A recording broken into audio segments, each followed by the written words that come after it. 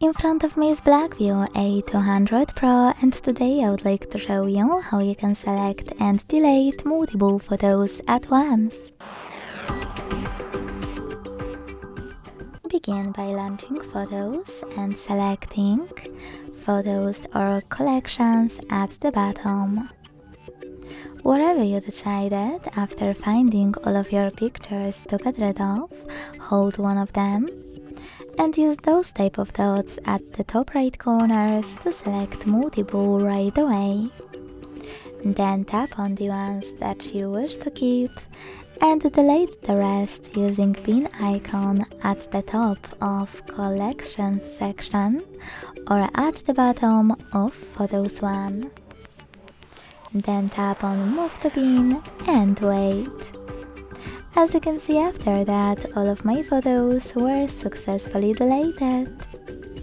Thanks so much for watching. If you enjoyed this video, don't forget to leave a like, comment and subscribe.